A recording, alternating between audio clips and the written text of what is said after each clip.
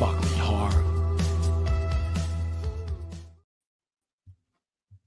Howdy, folks. Your host, Double J, back here for a Fridaze session here with Nick, host of Occult Rejects, and Taylor from Flow State.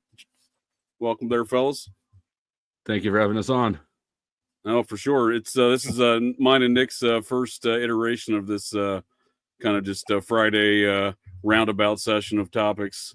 We did it back on Thanksgiving, and a lot of folks seem to enjoy it, so we figured try to do a regular thing here. But yeah, welcome to joining us here, Taylor. Appreciate it.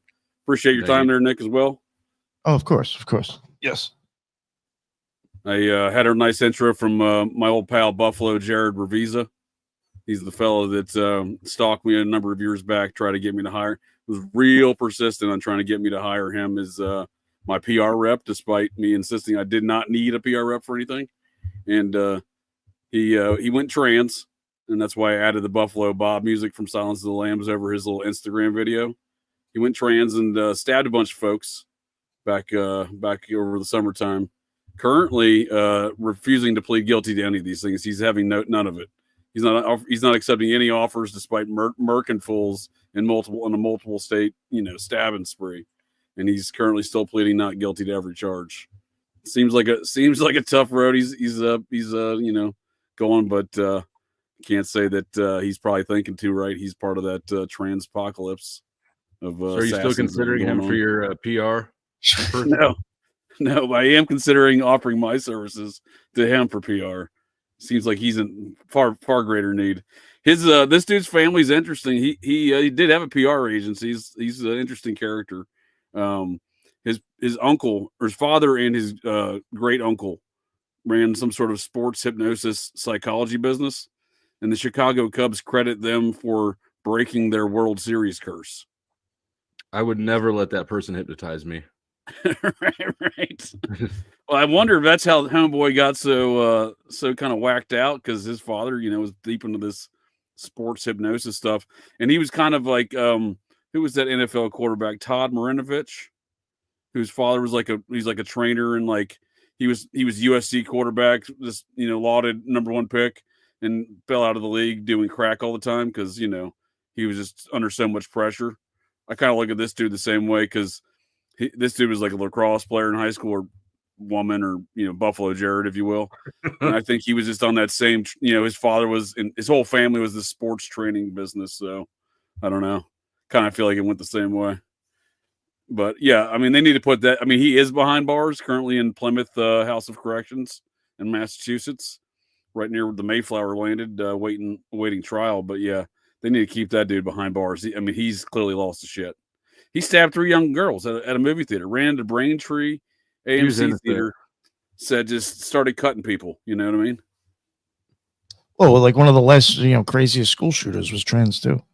Well, yeah, but if you recall, Buffalo Jared, after the incident at the movie theater, this is after he already stabbed his boyfriend in Connecticut, killed that dude, slashed the girls at the movie theater, then drove to down to Plymouth, about 30 miles from Braintree, and went to the McDonald's, went to the drive-thru. Apparently there was a dispute over something in the drive-thru. Go figure, right? So he pulls around front, starts pissing on the front window. Somehow there was some food involved. They were going to bring him his food out or something. I don't know. Then he started stabbing more folks at the McDonald's. They survived. The girls keeps walking out through the pissed on door. Yeah. The one of the witness statements was fantastic. When we get into the conversation, I'll see if I can find it. But yeah, some lady's like, she's like, I didn't know what to do. He's clearly got a knife. He's got his dick out, pissing on the window, kind of thing. Like the picture she paints, at least with the statement of him pissing on the window, is pretty good, because he's got a knife out while screaming. They really fucked up that McFlurry. Oh. Then he went on a high-speed chase, wrecked his Porsche SUV, and flipped it over. And there's 300 cops there, whatever, probably 30 cops there on scene. But it was quite an ordeal. Oh, Buffalo Jared, he lost his shit for sure. It sure sounds like a reasonable PR manager, right? Oh, the dude was so creepy. I remember looking at his website, his PR website. It was still up a couple months ago, at least, even after he was in jail. after he was arrested. They won't give him bail, thank God. He does not need to get out. This dude's clearly got some issues. But yeah, I remember looking at his website. He never smiles in any photo. He's like, what I mean, like he's just blank face, no smile. His girlfriend / fiance, she's referenced. Well, she's no longer in the picture once he went trans, I suppose, but she was in a lot of the previous iterations of his PR business. She was focal point in a lot of the photos, She also would never smile. They were the creepiest couple I'd ever seen. I was like, it became a bit like after dude was trying to hire me, I'd go back to his website to see what he's up to, just to see what this creepy fucker was doing. I would never reach out to him. God, no. But certainly get back to the site. That's a great question. I know we never got to the bottom of it. No, I have no idea. He told me it was, one of his other clients was a subscriber to my podcast, and he did give me the person's name and some sort of Christian home video service. I was like, all right, well, I suppose. I do a lot of I'm big. I do a lot of. Nick and I both have done a lot of satanic cult type stuff, so I can see where I have some folks like that listening to. That makes sense. Podcast it didn't trip a red flag on me. You know what I mean? It just seemed like run of the mill stuff. Yeah, see, it seemed appropriate. This is our normal audience. Yeah, I'm sure Christians like to get down with some home video stuff. I wouldn't know. I was raised Mormon, so they call themselves Christian, but it's like it's very. My sister married into Mormonism. No, married in. Did she get baptized? Actually, so you ever one of these. Yeah, she got one of those, I think. My younger sister did, and then when I was 27, I learned that I have 2 older half sisters. I've still only ever met one of them, but both of them were raised in Mormonism. So all 3 of my sisters are Mormons, even though I was not ever a Mormon. Oh, that's wild. It's a wild circumstance you found yourself in. Indeed. Yeah, Mormons, they, I don't have a lot of bad things to say about them. There's a lot of bad things I could say about the Mormon church overall. My experiences in the Mormon church, I can't really say I didn't have. I had a pretty good time. It was my childhood through my teenage years. There was the Mormon Basketball Association, aka the NBA, was real big in Cincinnati. We were back-to-back NBA champs. I called it the Holy Grail. They never enjoyed that when the trophy. Well, I'm in Independence. I don't know how much you know about I'm not in Independence now, but I was born in Independence, and that's sort of where the Mormon church splintered back in the day. Independence, Missouri. Yes. Isn't that where they're going back for Zion? Isn't that Zion? That is Zion. That's where they say Jesus is coming back. So I was born in Zion. So I assumed that given where I was born at, it's not that surprising that I find myself with several ties to Mormonism. Yeah, that is a very heavy Mormon area. Even the Kansas City region is pretty heavy Mormon, population. As a result of the Missouri activities.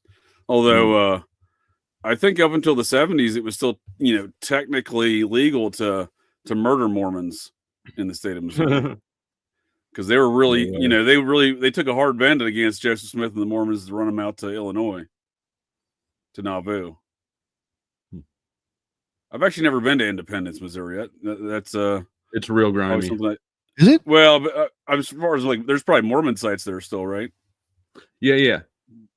There's still a lot of Mormon activity that goes on there, but Independence on a whole it's pretty grimy and ghetto now. Sure. Yeah, I think I've been to every other Mormon site except for that one, probably. Yeah, because I've been to Carthage, Nauvoo, Kirtland, Ohio. Where the golden plates were found there in a mound in Batavia, New York, the Hill Cumorah. Lots of creepy, weird Mormon sites, except for the one I live right by. Yeah, Salt Lake City's super wild as far as I've the never been architecture. there. Oh, Temple Square is something else to look at, just architecturally speaking. I have to check that out. Got some weird I'm tunnels underneath. Blacklisted from the Mormon, the missionary list. How'd you do that?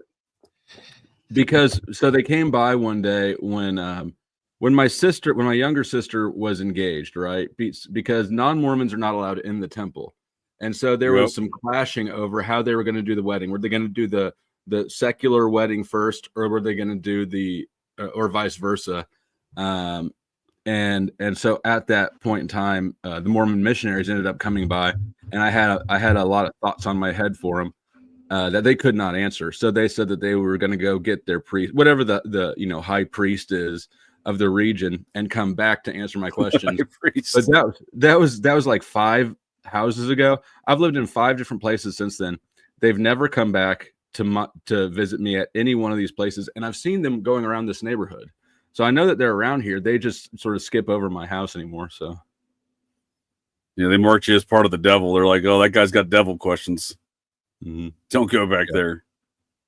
Yeah, I was a little bit pissed off.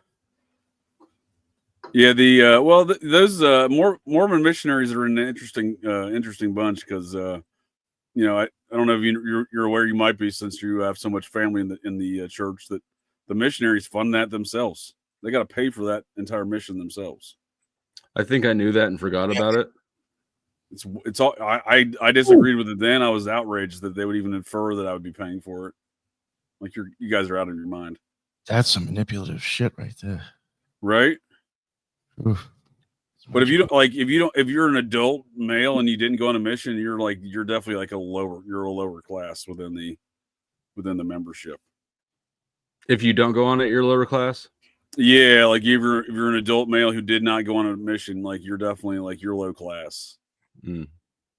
There's definitely a caste system within the Mormon within the Mormon church. I quickly realized that growing up, because my father didn't have a father in the church. It's a very strong patriarchal organization.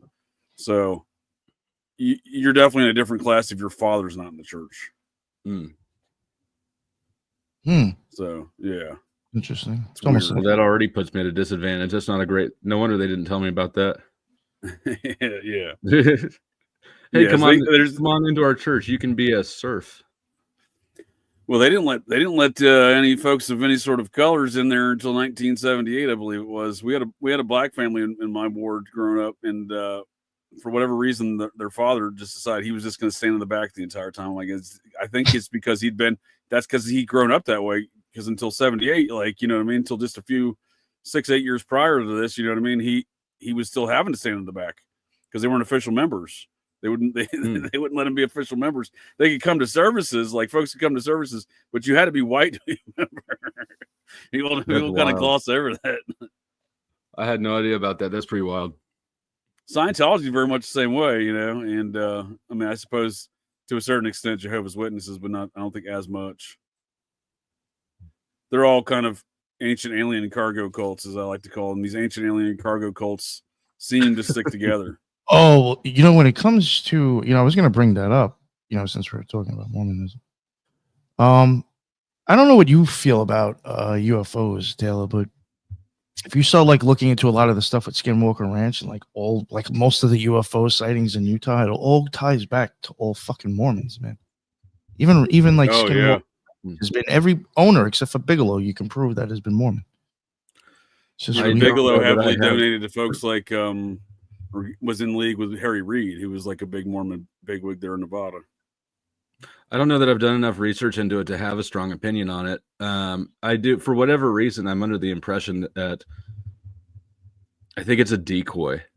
I don't know how or who or why. I just feel like the alien thing gets too much attention to not be some sort of a decoy, if that makes sense. Sure. Yeah. Sure. No, I think what do y'all like to talk about in the flow state there, Taylor? Is it do you ever get into aliens over there? We have not for any good reason. It's not off limits. I like to talk about anything besides race bait topics and the shape of the earth. Those two things I'm pretty much played out on.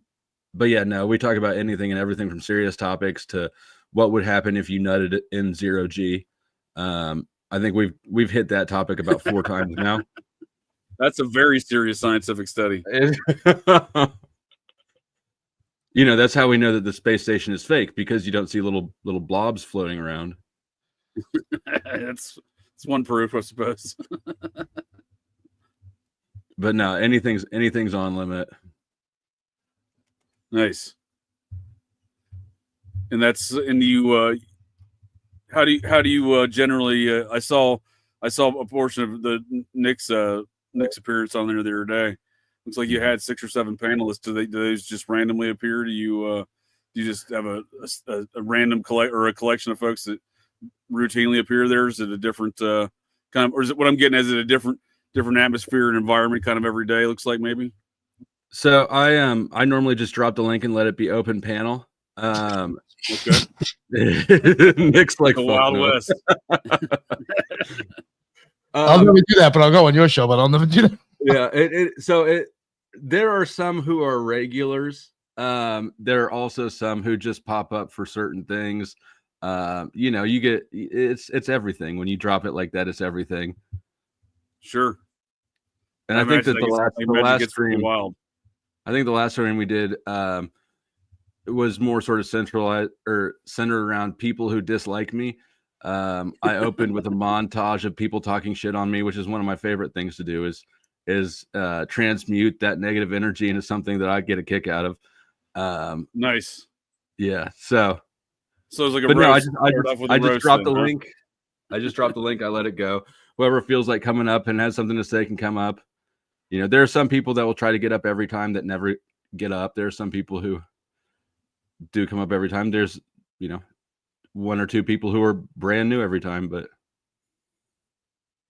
and Nick spoke very highly of his experience there. I checked it out the other day for briefly. Like I said, it was a pretty wild time, wild conversation y'all were having. Did you like that metaphor, Nick?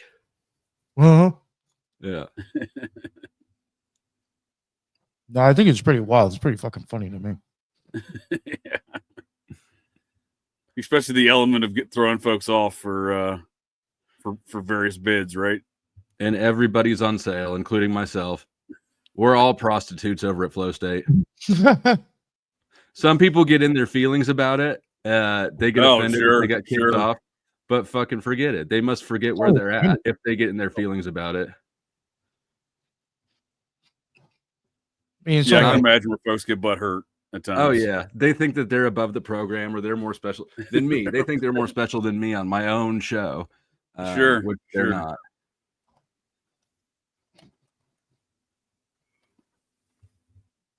I'm just trying to catch up here on some of these comments that are flowing through the chat here. So what do you got there, Flatline Fiend there? What do you got going on there, Nick? What's up on I like the alliteration. I enjoy the alliteration, the double F's there you got. Yeah. What's going on in Occult Rejects? What's up next on there?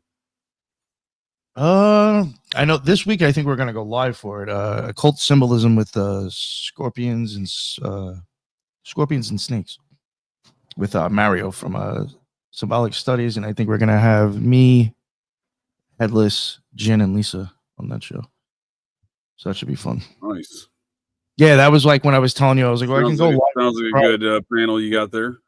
Oh yeah, it should be. Because the one good thing too is that like when somehow it's like whenever Lisa like brings the scientific stuff to it, it always seems to like somehow match like occult symbology in a sense anyway. So I do look forward to that. Yeah. I'm actually going to be talking more ancient alien cargo cults next on Operation GCD on Wednesday with help me out with his name. Raised by Giants. I done forgot his name. Oh, right backwards. Right. Thank you. Yeah, I want to get him on. A total blank there. I'll say we had a conversation with him on Occult Rejects regarding his JFK documentary. Nick, don't light that cigarette until you make sure it's pointed the same way that you want. Yeah, you saw that, right? I did that shit earlier. I think I might have did it. But yeah, Ryder, you talked to Ryder about UFOs, right? Didn't you all have a podcast about UFOs? Yeah, that shit was pretty impressive. Yeah, he's got a very extensive knowledge on the UFO culture of America and the psyops involved, and as well as the ancient alien cargo cults that exist. All these. What is the cargo cult thing? What is that? So it's basically the Mormons are an ancient alien cargo cult, for example. So it's basically are you familiar with like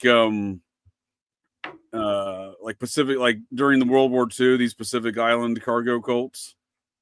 Where so like during World War II, all these planes were hitting the South Pacific and just dropping airlift supplies and food and big crates of things on parachutes right out the back of the cargo planes.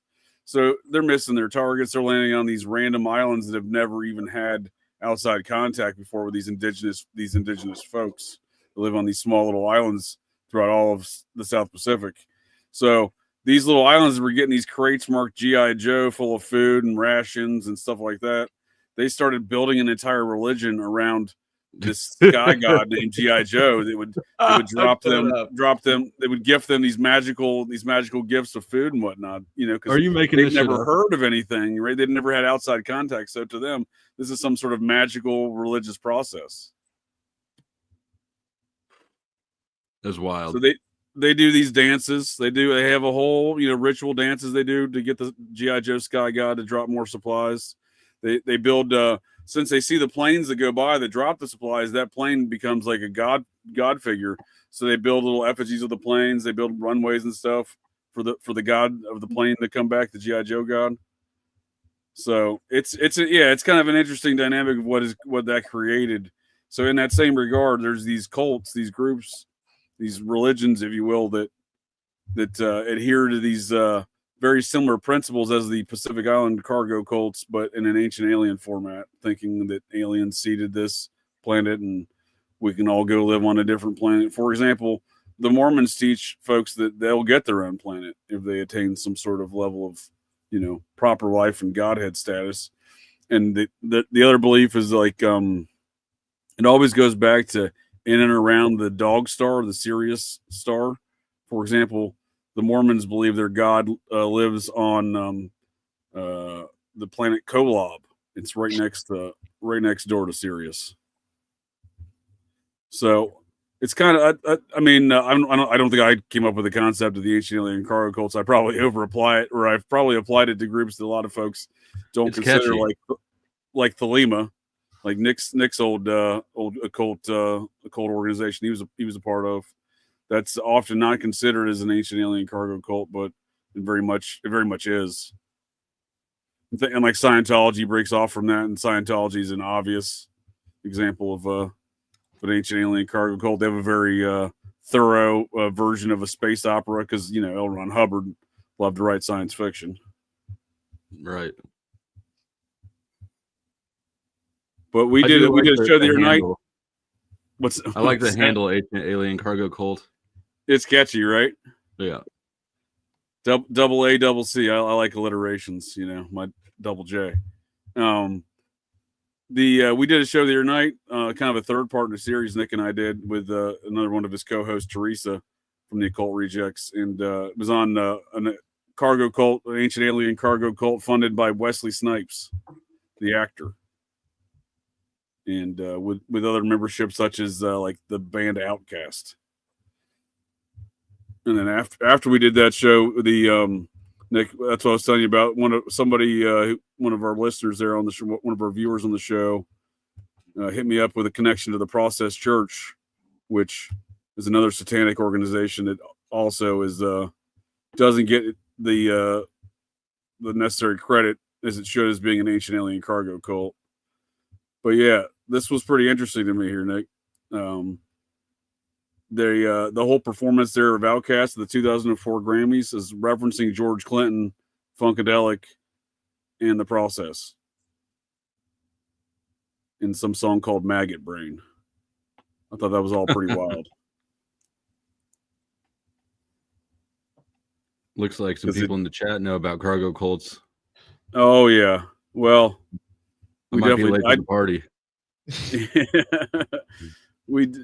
I mean, Nick and I definitely, anytime we talk cults, I'm bringing up cargo cults because all these cults are one and the same in that regard as far as that characteristic. And like you familiar with the Process Church, Taylor? Is that something you've ever heard of before? But no, you better start me from scratch. They're connected to like the Son of Sam, Charles Manson, RFK murders. They're connected to a lot of shady stuff. But yeah, they're a satanic organization. It's an offshoot of Scientology, and they're very, very influential as far as much like Scientology was as far as who they aimed for their membership. A lot of Hollywood folks that are to this day and music folks that are involved in the process, from Marilyn Manson to George. I think George Clinton's passed now, but George Clinton from Funkadelic was a member, These are self-professed members. But yeah, they very shady group. It makes sense to me to target the powerful, the famous, and also to appease the gods that drop you the most loot. Right. 3-6 is an alien. 3-6 is an alien cult. Oh, okay. I don't know much about 3-6 Mafia. I saw them in concert once. It was a goofy show, but it was fun. Yeah, their music's kind of different, right? They had a whole different kind of scene, right? That Memphis rap. Mm-hmm. Yeah, they just jump around on one foot and spin their towels around. Is that what they did? That's what they did the whole show. I was forced to listen to 3-6 Mafia for 6 hours one time on a car ride because I got stranded in Murray, Kentucky, when I was a teenager and on spring break, and my dude's cousin drove us back, and I didn't really want to I asked him once if we could listen to something else, and he's just like, nah. And I was like, and this is a dude. This is Nick. This is the same dude that was preaching to the homicidal vampire cult. So I was just like they call him Roundhouse Luke. He was a martial arts champ as a teenager. He's the same age as us, but he was doing like roundhouse kicks on a heavy bag while telling me some story about some homicidal vampire cult where his family was the foster family for the cult leader that murdered some fools on a multi-state vampire killing spree. And I was like, yeah, I'm not going to argue with this dude. If he wants to listen to 3-6 Mafia, I guess we're listening to 3-6 Mafia. How the fuck you meet these people? How do you meet these people? That's a great question. And I think I leave my door open for all the weirdos. Right? It's like a magnet. I think they just, they seem to, like, oh, this guy wants to talk to me. It's because you've got the look. You look like they see you. They're like, this is one inviting. Of ours. Yeah, it's inviting, right? You go back like a year ago, though, and like see what he looked like then when he was on my show. Totally different. So it's like you can't even go by the way he's dressed up now. That is a fair statement. Yeah. Back when I was still working on corporate job. Oh, what was that? I mean, what's that say about Nick and myself if we found you as well? Right. Actually, JJ Vance contacted me. That's how that works. Right. Yeah, we were talking Mormon biz, I think, is what we initially started talking, but then we ended up doing a number of podcasts on the Smiley Face Killers and a lot of other stuff after that. Do you know who the Smiley Face Killers are, Taylor? No. Oh, damn. Okay. That's a loaded one. It's a great question. I actually met JJ too. So. Oh yeah, we toured some of DC's historic sites. Nobody tried to stab anyone. Well, it was daytime, so we were fairly safe. Although I asked Nick that every time. I'm like, you went out at night, dude? How'd that go? Yeah, it was a weird. It was a weird experience tonight down there, isn't it? Especially down the Foggy Bottom region. You're pretty safe down there in your the State Department, CIA regions of DC. Yeah, the area that I was in had like kind of like a 3 to 5 block radius that was like really nice, but then like it got weird and then nice again. Right. Really weird. Yeah, you were right by like GW University. Yeah, that area was screwed up, kind of. I thought. Yeah, it gets kind of questionable over there for sure. Connecticut Avenue. Unfortunately, the very liberal. That'll be my old stomping grounds there for years along that Connecticut Avenue stretch. I've seen some shady shit go down there for sure. It's only gotten more questionable over the I lived there. Shit, I moved out there a decade ago, so it's only gotten worse since then. I told you the actual DC area. I told you I went into there was a store there, something with the 93. Fuck, what was it called? I told you about that, right? I don't think so. Yeah, it's like I think it's like a vape store. They might actually have had weed. I didn't even. It's funny. I really didn't even hang out in the store because I was like, all right, this did get a little bit weird. And I even did this myself. I was like, DC's got real international waters with their drugs there. It's weird. Yeah, I saw pot this just in a random store. You may not even expect to find pot. You're like, oh wait, you guys are selling pot here? And real quick though, like you know how like 93 is with the Lima. Right. Yeah, that's a big Crowley one, right? That's from like 9/11 and shit, right? Yeah, well, he has 93. I mean, not to get into it, but like that's like they use that in the OTO a lot, 93. So when I saw that, I was like, nah, could they really like be that And this blatant? is a store in DC. Yeah, I'm trying to find the name of it. It was like a District 93, a vape shop. There we go. District. So I saw 93. District 93. I was over there. I don't know. I think it might have been like maybe before dinner or something. I was going somewhere, and I saw the store, and I was like, "What the fuck?" I was like, 93. I'm like, nah, that can't be like that. Like, what's the odds that the place has 93 in there, and it actually has to do with the OTO? And I walked in there. Street. Yeah. I just remember I saw it. So I walked in. Questionable neighborhood you were in. I walked in, and it was well, for one, it was all black dudes. Well, And like they're all staring at me. Little step in the neighborhood, you know. Yeah, and they're like looking at me like, "What? You fucking lost?" Yeah. And I walk in, and I was just like, I'm looking at him, and I'm like, I saw the 93 outside, and I was like, maybe, and I showed my tattoo, and that's like, you know, Crowley used that for you know, and shit. So like they knew, and they looked at me, and they're like, 93, brother. I was like, holy fuck. And I was like, this is real. Like, holy shit. Very possible. It's very possible. I was like, wow, like this actually, like I just thought they were going to think I'm some crazy dude, and they're going to be like, I have no idea what the fuck you're talking about. But like I was like, holy shit, this place is owned by Thelemites. Very possible. And I was like, yeah, I was like, you got a nice store. Have a good night. I left.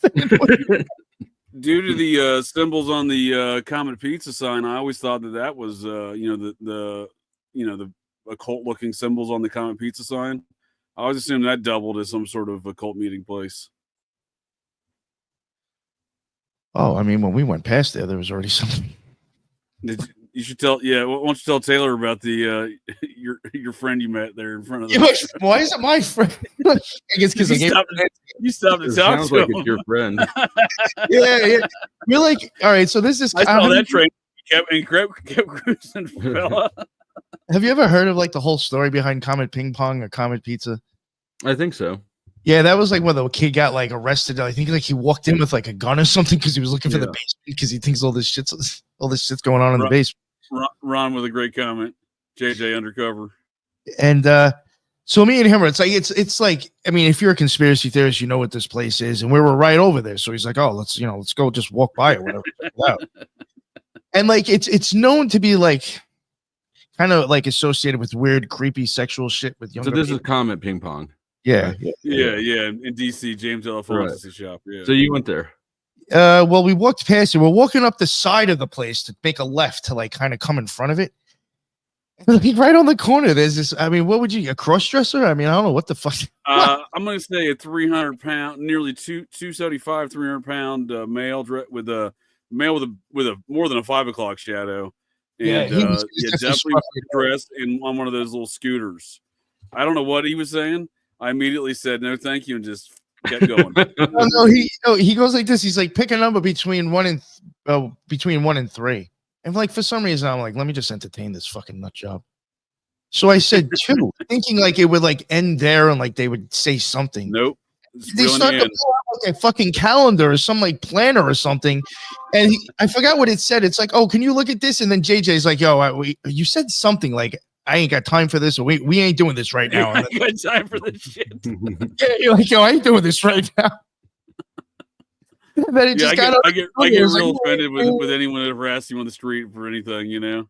I was telling Nick one time in New York City years ago, I had some dude follow me for 8 blocks trying to sell me a mixtape, you know, from Chinatown to like Midtown. I was like, dude, I thought I get block 6. I was like, dude, if we're gonna fight, let's just do this. You know what I mean? Like, I'm not trying to get stabbed, you know, over some fucking mixtape that you're demanding I purchase. So you got chased away from Ping Pong Pizza by Comet Ping Pong by a massive tranny.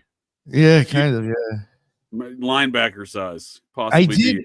Before I left DC, I did go in there and walked into the bathroom and tagged it with my podcasting stickers. Oh, that's right. Nice. I remember that. Now somebody will see that and be like, oh, they must be involved with all the horrible things going on here. I played a beer pong tournament there, but I think if I recall correctly, looking back to see when Alefontis bought it, it was about 10 months for Alefontis bought it, like 2006.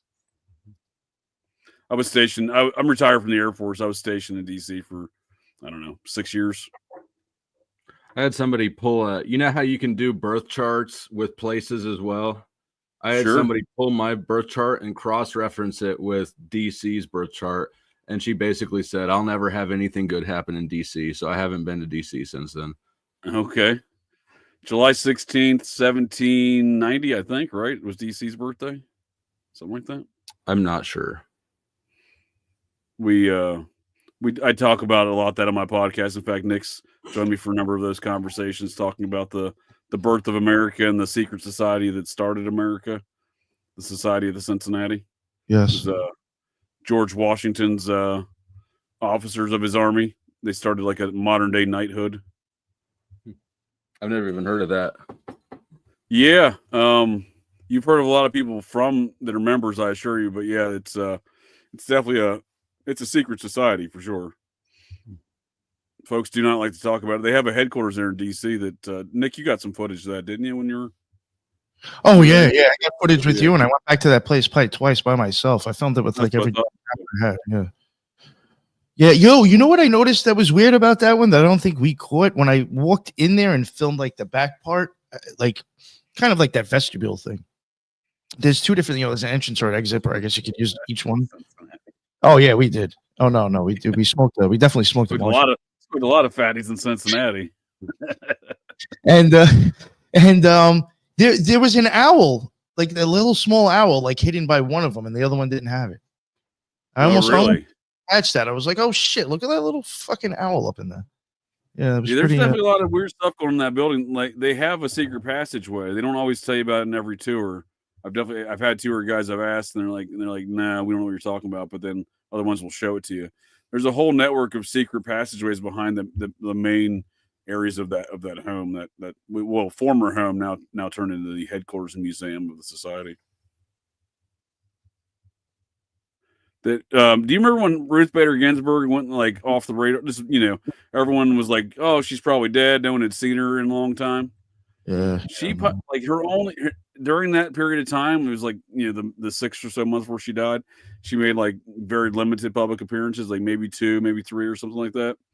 One of them was to officiate a wedding in the gardens of the Society of Cincinnati headquarters, and I got a picture of it. And I'm like, well, this is fucking weird. It was a Democratic big DNC person's, I forget which one. Someone in the DNC's daughter was getting married, and they got married in the Society of Cincinnati's gardens there, which, it does rent out. I just think that, at a time with all the politics that were involved in that situation, it was somebody taking a piss on liberty, but that's my opinion.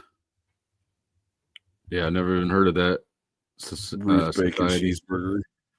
Yeah, they're an interesting bunch for sure. I mean, I think they're far more involved in pulling the strings on things. Like a lot of times people are like, "Oh, the Freemasons," which fair enough. I'm sure they got enough things they've done and whatnot, or conspiring and whatnot to do. But I would say that society, like there's only a few presidents that have been Freemasons, but every U.S. president has been a member of the Society of Cincinnati. So, and everybody's heard about the Freemasons, right? So that tends to indicate to me that it's not the thing if everybody knows about it, right? Exactly. That's a good metric to go by for sure.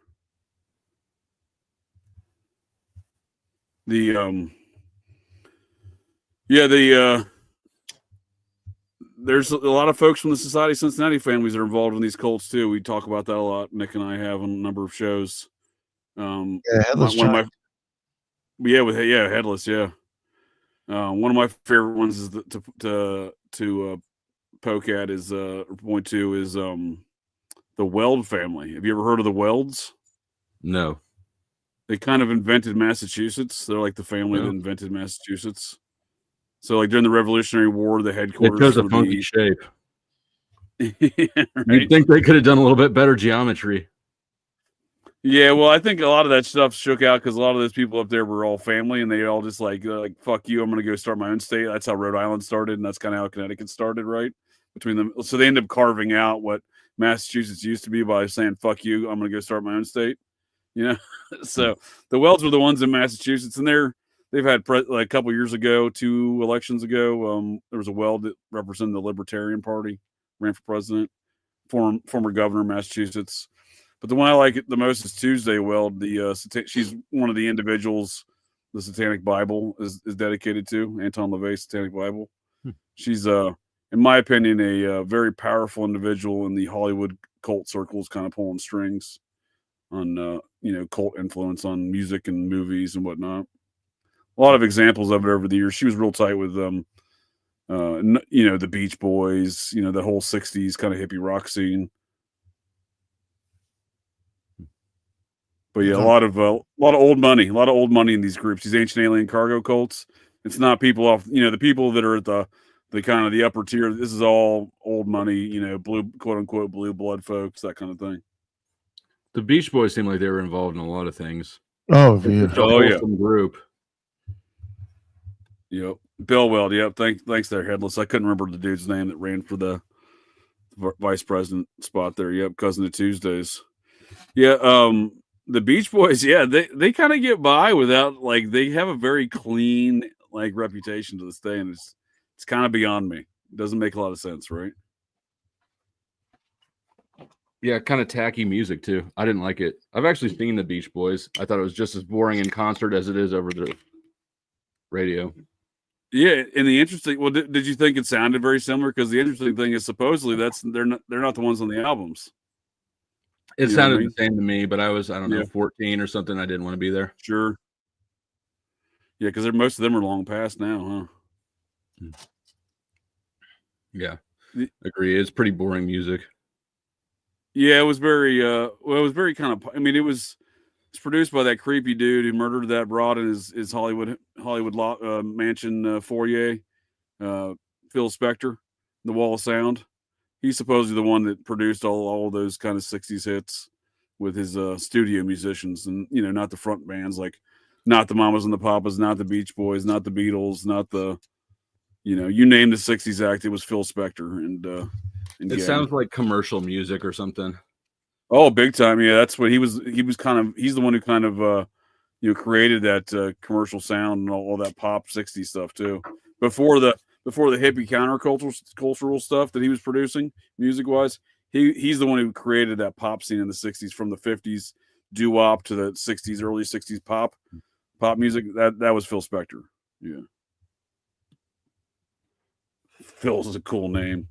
Yeah, Phil's in prison for a couple lifetimes. I think he actually died a couple years ago finally, but he was what he put on the most ridiculous wig when he got brought. You ever heard of this guy? He got brought up on murder charges, and he's like, "Oh, you know what I'm gonna do? I'm gonna put on a ridiculous wig when I go to prison here, go to trial."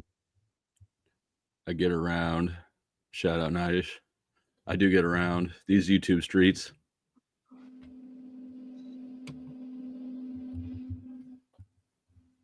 No, I can't. Why is this picture not want to come up? Aha. Yeah, this dude is.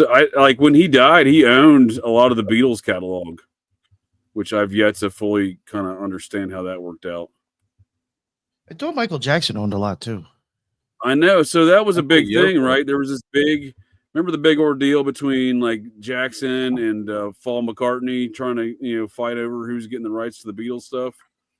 That's weird, because it seems like this dude owned the majority of it. They were arguing over 20% of the catalog, and this dude had 80% of the catalog or something along that. Yeah, he was definitely tied to Polanski for sure, Ron. Yep. I mean, the whole scene there, he was the guy involved with all the people that were involved with Polanski as far as the musical acts in the Laurel Canyon scene. So there's no way that those two wouldn't have known each other, in my opinion. But I think I look at Spector as the head of the creepy cult stuff on the music side. He's like the musical version of Bob Evans, Cocaine Bob. That sounds like a fun dude, Cocaine Bob. Cocaine Bob was he was the party guy in Hollywood for many years. Yeah, I mean, he was the guy. He's the guy that made The Godfather, had a Paramount that produced The Godfather. Rosemary's Baby was his first one with Roman Polanski. The satanic, weird film that was filmed where John Lennon was murdered at the Dakota building.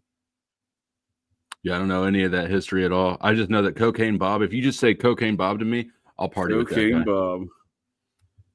Yeah, Oh, this is Christ. the musical version of Cocaine Bob. This is Phil Spector. Yeah, look at this preposterous no. wig. Can you imagine going on a murder trial? You're like, I'm going to wear this wig. It's going to make me look real normal.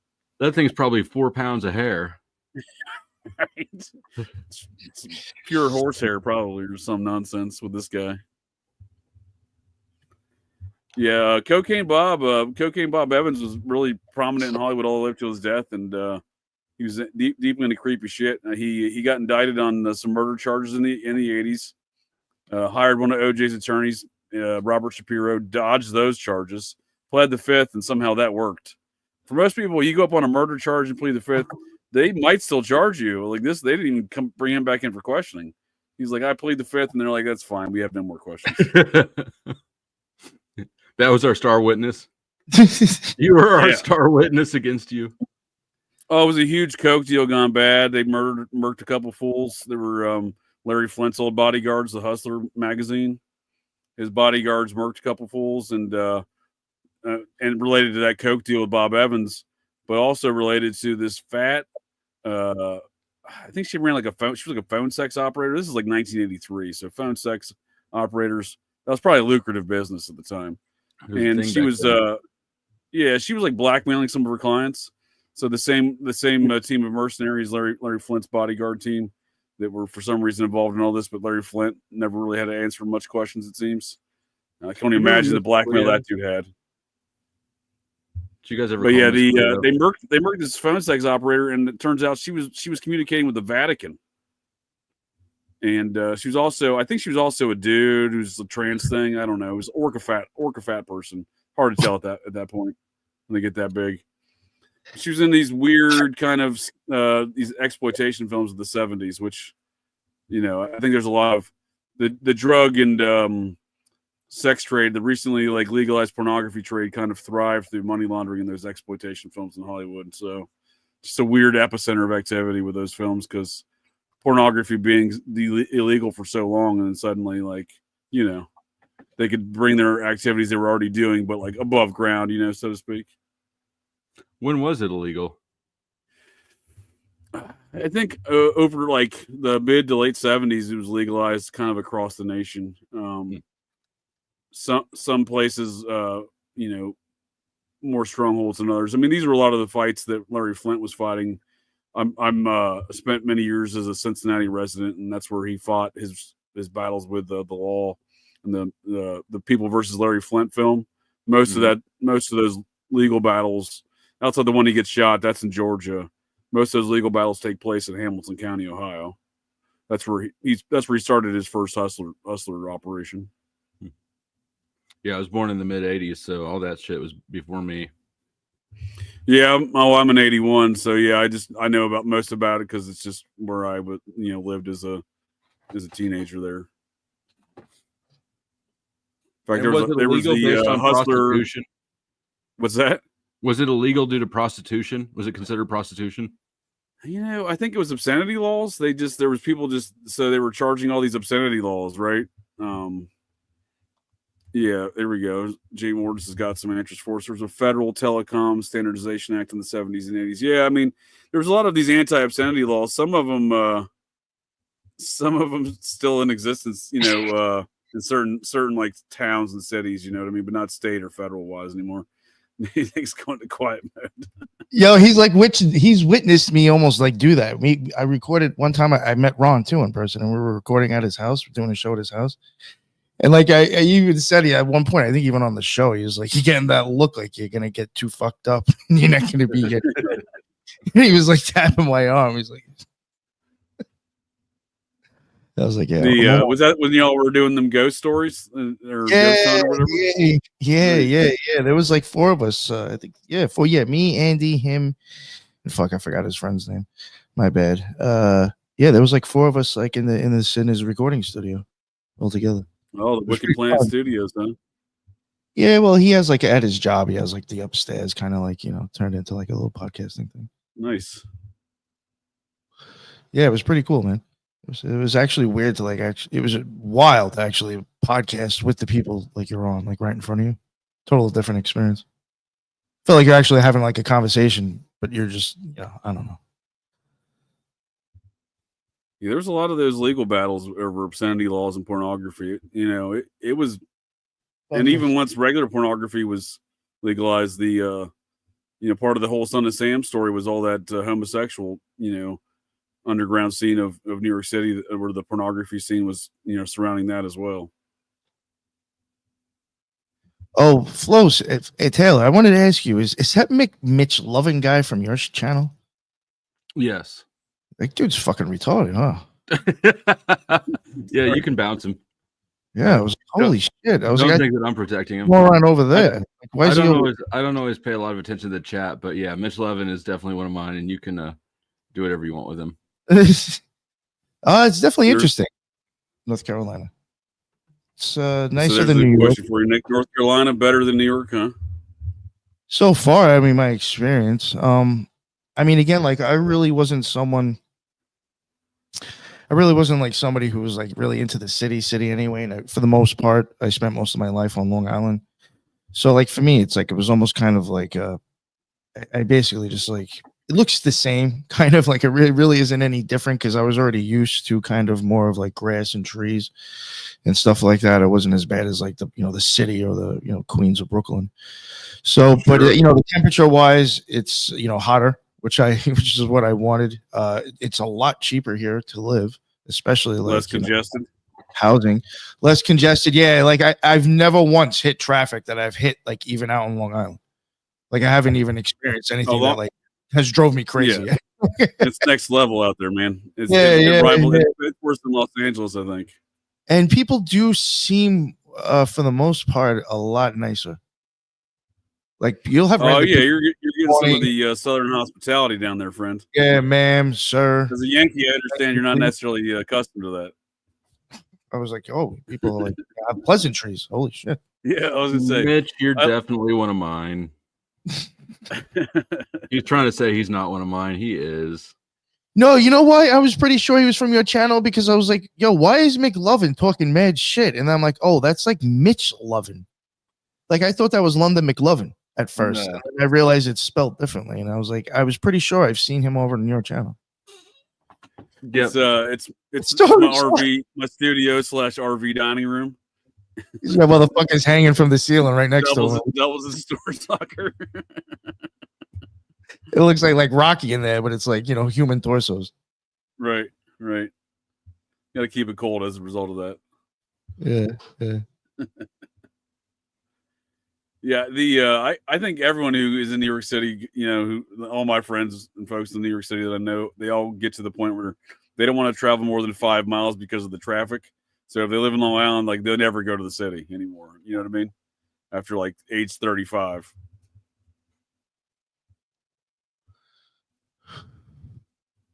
No, I've never really been up there. I was never been in New York City. It's definitely worth. I've never been north of DC on the East Coast. Yeah, I can see that though. It's cold, Ron. It's real cold. So it's getting cold, and yeah.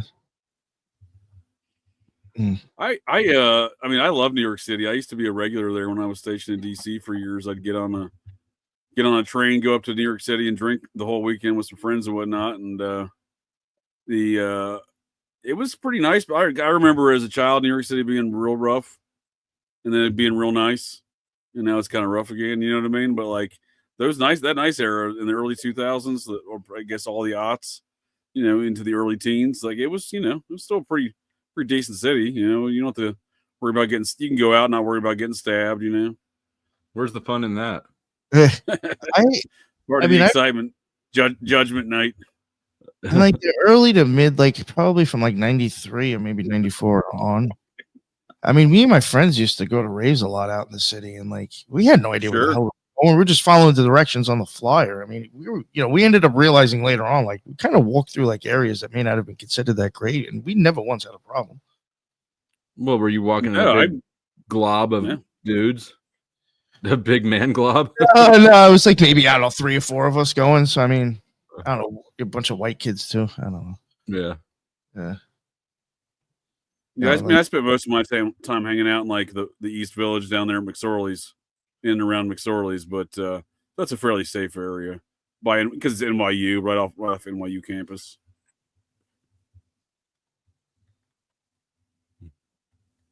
Yeah, I actually. What was it? Where is that? Is that over in The city or in Brooklyn? It's 15 East 7th Street. I'm sorry, I'm laughing at the chat. Now that was a Proud Boy. I was like, holy. It's 7th Street between 2nd and 3rd Avenue in the village. Sorry. Ask for Brennan. Tell him JJ sent you. Dude's worked there since he got off a boat in the 60s, you know, or late 60s, early 70s. It's nothing but it's an old Irish ale house in the village. It's one of the oldest in the city. You know, I suppose in America for that matter. I think it was 1854, maybe. Everyone from Lincoln, since Lincoln is been there, I guess, right?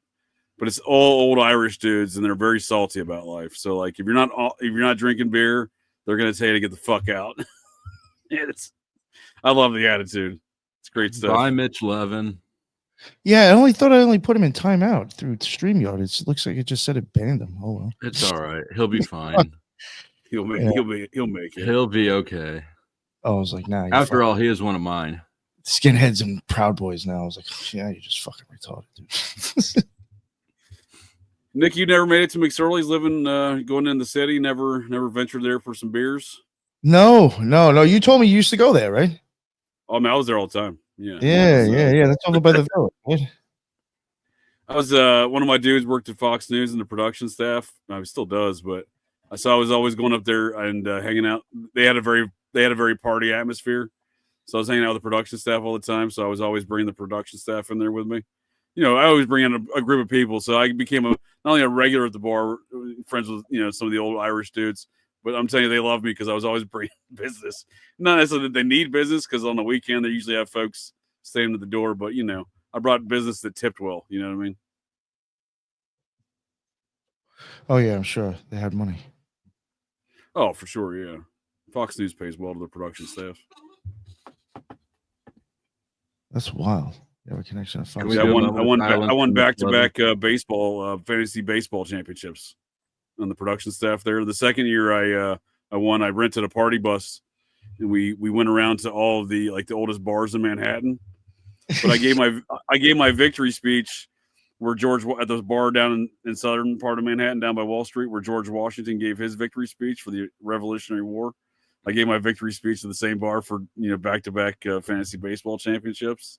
I think for most of the people, the historical moment was lost on them, but other than that, I enjoyed it. What were you saying, Hill? Before? Me? Yeah, I think you were asked something, right? Oh, I was just trying to mock Mitch Levin. I just wanted to take a moment of silence for Mitch Levin.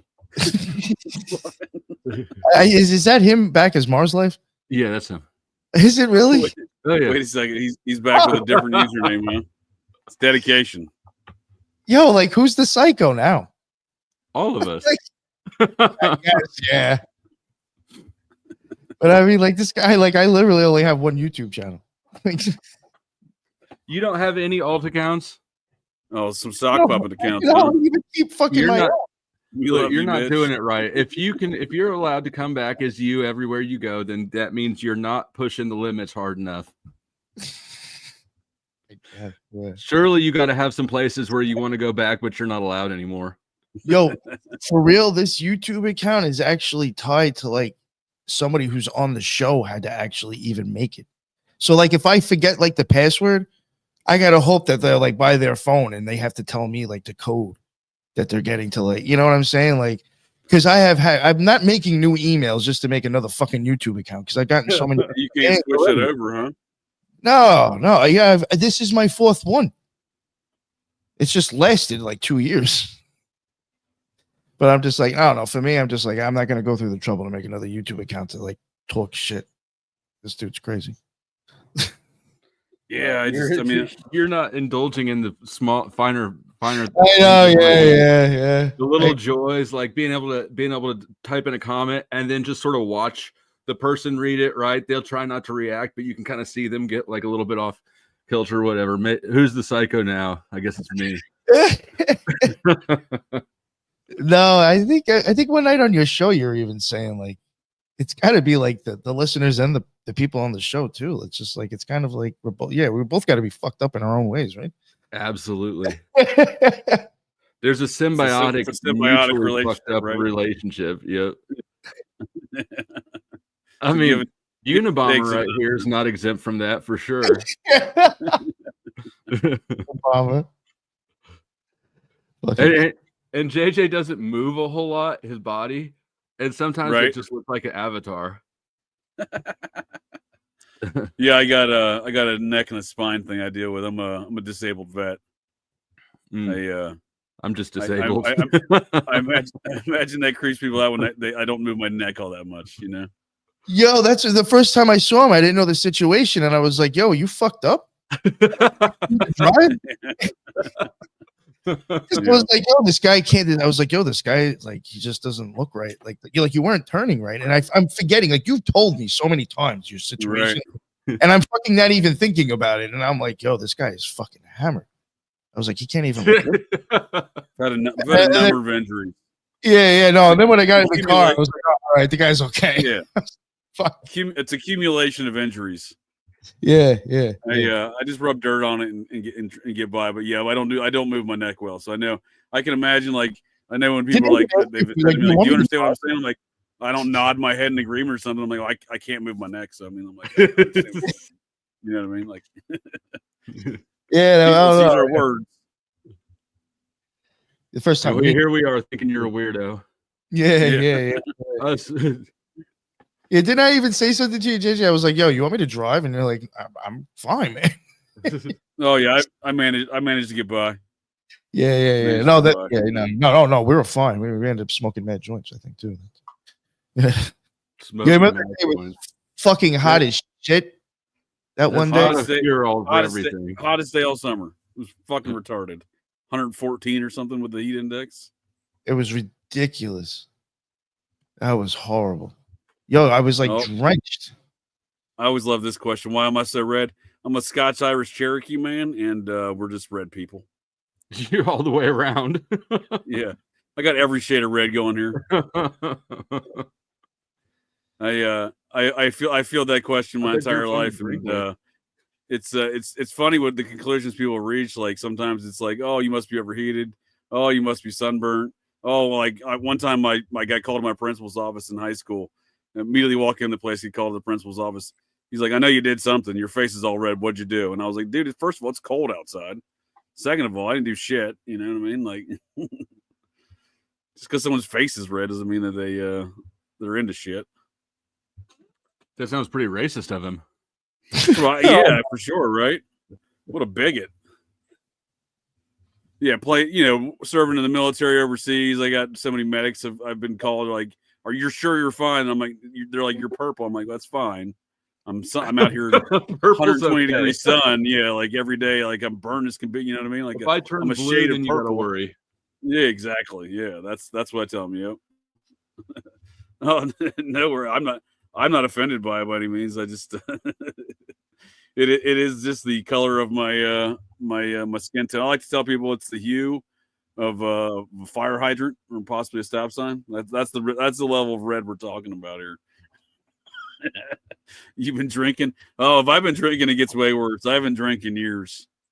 Yeah, there's people that get flushed when they're drinking. I get a different level of flush for sure. I used to love to drink, but back in my McSorley's days, like I was saying there before. But yeah, I haven't. Not in years have I been a drinker. It's a lot of work. It is. It's a lot of effort. I got a fake ID when I was 15, and so now at 30, almost 38, like I just don't get drunk on accident. You got to do work to. Right. I very much made drinking my 9 to 5 when I was in active duty for many years. Like that was my job. Like active duty was just something I did. You know, I'm a part-time kind of deal. So I acquired a very, very steady drinking habit as a result of doing those activities, and it did become quite an effort to maintain. You know, this is just too much. Woke up one day, I was just like, yeah, I'm done. You know. Me too. I was like, you know what? There's a faster way to get fucked up. Yeah. Well, I was out in California partying on a Labor Day weekend with a bunch of my dudes, and I flew back to the East Coast, DC, and yeah, I was just hugging the toilet the entire way back, puking. I was like, "This is it. I'm done. I'm not. It's not worth 4 hours of puking on an airplane." You know, there's people knocking on the door. I'm like laying in the bathroom floor. I'm like, "Leave me the fuck alone." You know, I was like that level of fucking not doing well. It was a very easy sign. I was like, "Oh yeah, I gotta quit this. This is too much." That was your bottom. Now we just sit here and get contact high from Nick, Right? Yeah. or from Mitch. Yeah, Nick and I have been on a couple hour-long podcasts where I'm like deep into the conversation. I'm like, he's still going. He's still just chugging away between a cigarette or vape pen or something like that. I'm just like, man, that's champ right there. I did my 2 for the show. I'm good. You know, I was that. You know, the thing is too, I was actually rolling them a little bit smaller. So. Oh yeah. Yeah. You know, when I saw you, JJ, you're like, "Yo, this is a log." Dude, that's right. Yeah, you handed me a doobie in DC. I'm like, whoa, dude, it's like 3 times the size of most of my joints. I was like, "Fuck, gonna get high, right?" Yeah. Well, yeah, we did. I mean, yeah, that's unavoidable when you're smoking a Lincoln log. Oh god. Waiting for you to bring out a blunt or something. I'm like, holy shit, we're about to get roasted. Yo, that was it was weird out there, the whole situation. Like, explain this stuff about DC, because I really do wonder. Like, I think you might be onto something, because like there was stuff out there in stores that's like kind of illegal, and they're just selling it. Oh yeah, well that's what I was saying about the mushrooms. Yeah, there were so many mushrooms around. So they decriminalized drugs in DC. So they decriminalized the fungus. You know, whatever you want to call the magic mushrooms. Yeah, whatever psilocybin. Yeah, there we go. The legislation was they decriminalized psilocybin mushrooms, and like you can have like a stupid amount. Like it's weird.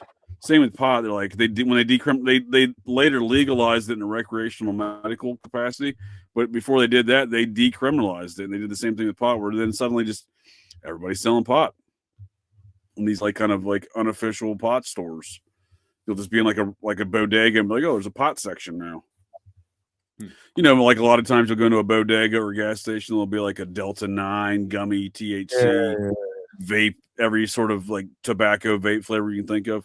DC just started making those sections just have pot and stuff in them. And now they got like mushrooms. You can go into a lot of those places and just buy mushroom bars and mushrooms and shit. And like, yeah, I was like, this is, I was like, I could walk into the store and buy fucking mushrooms right now. Dude, they sell DMT vape pens. You get disposable vape pens of DMT. Fuck that. Right? You're just walking down the street. let me hit this vape pen, see some fucking weird dragons or some shit. While you're walking through DC. Hell no. Oh no. Oh yeah. No. I figure I'm almost 38. If I haven't tried it yet, I'm not gonna try it. Shroom gummies and vape shops, huh? You've never tried DMT or mushrooms? I've done mushrooms. I like mushrooms. Mushrooms are good shit. I've never done DMT. No, me neither. I like mushrooms.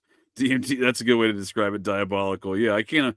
When I saw that, I was like, why are you doing this to people? Like, people are obviously going to do it, but like, no one needs to be just wandering around the world just puffing on DMT vape. Like, that's just, I don't know. It's aggressive. Nick looked at me funky when I ate a bunch of mushrooms and was willing to walk around in public in DC. I'm like, this is how I roll, friend. I could bring that up. I was like, mushrooms right now. Fuck my life. Choose your own adventure. Eat a bunch of mushrooms and start walking around DC. Yeah, he thought I was going to. I was like, nah, I'm good. And that was the hottest fucking day, too. Oh, dude, I'm telling you, that day was just so damn hot. That's the day that the bridge in New York City there, one of the bridges into Brooklyn, like melted to a point where they couldn't open it back up. They spray it down with water for like 12 hours to get it to like unstick. The bridge got so damn hot. Yeah, I was not risking that fucking tripping that fucking hot out. I haven't taken shit like that in probably like 20 years too. So I was we should have got a DMT vape pen and got that going instead. You should have. Well, you know what's crazy is what I was worried about and why I really didn't do it is because of what happened. Because I was like, what if it gets too hot out? This fucking kid goes home and I'm stuck in a hotel tripping balls for like the first There time you go. myself. And that's exactly when he went home. I was like, thank God I didn't fucking eat any. It is just a weird environment in DC now. Like, but I've been down there a few times before I took you on a tour of some of those places. I was living back there last year for about a year, but it's significantly different than when I lived there for when I was stationed there. Like, I was really surprised how much the city had changed. And that was my first and only time ever going there. Yeah, I mean, it has its moments. Yeah, I don't think I would go back. Not even to film more stuff. I mean, because there's like shit there that I wish I would have filmed, and I don't think I'd even go back to do that. I don't know. It was weird. It was a weird place. It is a weird place. Yeah, for sure. Yeah. There's no question there. Taylor, you said you've been to DC though, right? I've been to DC once. Yeah. Was it like a school field trip? Something like that. I feel like everybody goes there on a school. Like if you're on the East Coast anywhere, like you go there on a school field trip. I feel like. No, I'm in Kansas City. I had to go on purpose. On purpose. Yeah, I've had some weird experiences in that town for sure. There's no question about that. There's something that feels a little bit off about it. I don't know what it is. Yeah. I can't articulate it, but something feels off about it. That's what I'd say. I don't. Yeah, something was just. I was like, I don't. The air of creepiness. You just know something creepy is going on around there. I mean, if you look at the creepy shit that must have unfolded in that town over the years, like it is a pretty dark place. There is like a fuck ton of occult shit around there for sure. I mean, like just societies and things and architecture. It was laid out like a pentagram, isn't it? Yeah, I think so. Yeah, something like that. Yeah, there was a French dude, a member of that same secret society that started America, the Society of Cincinnati, Pierre L'Enfant. He was the primary architect of DC, I believe. Yale is nice. When I went out there to go film all the secret societies and shit and the architecture, that place, I would, if I didn't move, I'd go back again. Yale, you like that town? If DC's anything like Portland was pre-Chaz or Chop, it could fuck off. Yeah, it's a pretty good description of what it's like. Most of the town. Yeah, well, I don't know. I was born in Connecticut, but I've never cared for the state ever. Every time I've been there, visit family or whatever, go to New Haven. I've driven through, Yale. I didn't quite take the extensive tour you did, but like New Haven felt real stabby. This is like probably 2012, maybe 2013. Oh, there are areas. There was the Manuscript Society that I went to. That like you could tell was like starting to kind of like veer off into like. Yeah, it has a pretty bad crime rate in parts of that town for sure. I could see that in some spots. Over by the cemetery was nice. That's definitely got some cool sites though. There's no question that some of that architecture there is definitely. That cemetery is fucking insane. Definitely cool. I flew the drone through there and got a bunch of footage with that. Should be pretty cool looking once I finally make it. Seattle has a lot of underground tunnels. Yes, I think so does Portland. All those shipping tunnels. Most cities do, don't they? I would think so. Just from building that way, right? It seems like there's a lot of tunnel heavy stuff going on in every city. Even small towns that I've lived in, they seem to have underground tunnels connecting the movie theater to the whatever city hall or however. It is. Yeah, speaking of Connecticut and weird things in Connecticut, Newtown, Connecticut, there was a tunnel leading from the town center, the town government offices, which used to be the state mental hospital where they did a bunch of MK Ultra experiments there. But there was tunnels from there that led over to the school at Sandy Hook. It's in the Connecticut State Police police report file on the event, and I'm like, what the fuck? Why are there tunnels? Why is the Connecticut State SWAT team clearing tunnels the day after a school shooting? What's going on there? It's in their own report. The day after the shooting, they're clearing tunnels underneath there, and that references how the tunnels are part of a network to go into the town. They go, go to other locations, like other buildings in the town. They were still clearing tunnels. What do you think about? Go ahead, JJ. What do you think about the whole tunnel things with the Idaho 4 case? I don't buy into it, man. I mean, it would. I mean, it's certainly plausible because there's no evidence whatsoever of anyone exiting that house. You know what I mean? There's no blood. There's no sign of anything. That's not to say that they left through a tunnel, but I'm saying it certainly leaves the idea open. However, I don't think there's actual tunnels like leading up to that house. You know what I mean? Because it would have been apparent when they destroyed it, right? Like where was the markings of this tunnel when they destroyed it, right? What do you think about it? I don't know. I mean, I found it interesting at first, but then I'm not going to start like getting into details, but I mean, it's the year of the tunnels for sure. Year of the tunnels. For sure. Yeah. It's always like, tunnels is like a new thing to use now, but like the main channels perpetrating that shit. They're just frauds anyway. So I was like, it's probably like a concocted idea that one of them had and everybody else ran with it. Yeah, I mean, there's obviously a monetary motivation for a lot of these true crime channels, but obviously I think there is a SAP aspect to it, or just even in a situation like Idaho 4, where like there's feds involved trying to deter the conversation to a different direction. Well, that's even like one of the things, they haven't really done any type of real-time analysis on true crime when it comes to like reading the public. Remember, it's somehow like my co-host Lisa came across stuff like that and was showing me. We were talking about it. So it does make me wonder if that's like something that they'll actually end up doing eventually. And I have wondered if they do that with true crime. For some of them are actually like psyops, just to like read people and see like how they behave, what sells, what attracts people, this and that. Sure. No, I think there's something to that for sure. People who are into true crime are really, really into true crime. Yeah. Big time. They're real big into like throwing money around. It's women. Women love overwhelmingly. Yeah. That is a good point, because most of the channels that I did watch, they were predominantly like women that would be in the chats. And I guarantee you right now, I could ask the audience, who's your favorite serial killer? And if they're being honest, every single woman has one. Sure. I remember you asked that, I think when I was on the show, and people were answering. Yeah, and people answer. Some of them, the biggest issue people had was limiting it to just one.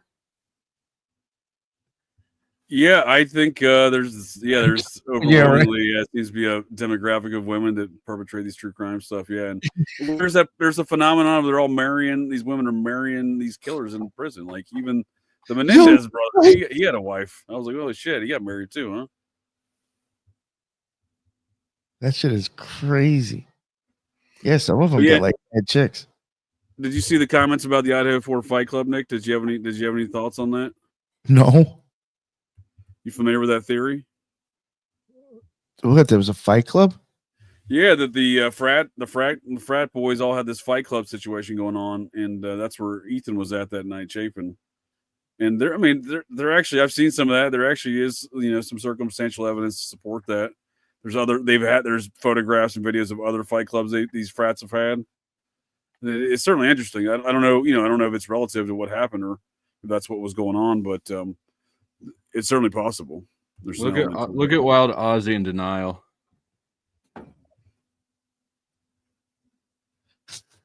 Wild Ozzy.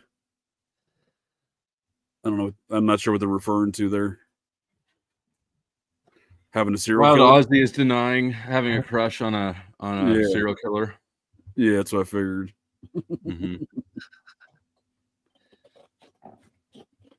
I see Ozzy asking something. Shoemaker killer. I haven't even heard of the Shoemaker killer. Oh. You heard of the Shoemaker killer? Mm-mm. Voices of God. Voice to skull. See, I do think, believe it or not, I do think some stuff like that happens. Is shit that I have seen due to the stuff that I guess Lisa was covering with the Austin smiley face killers. You know, and I don't think that we even like really pressed it too hard on the show, but there is things to like make you wonder about some of those people were voice to skull. Teresa objects to the claims of having a favorite serial killer. She says she loves them all, apparently. Yeah, Teresa already named one. But yeah, no, I do wonder if that stuff does happen. Especially like you're getting into like, I mean, we have politicians in office now in power that are into true crime, predictive. What's that shit? It's basically like we're pre-crime.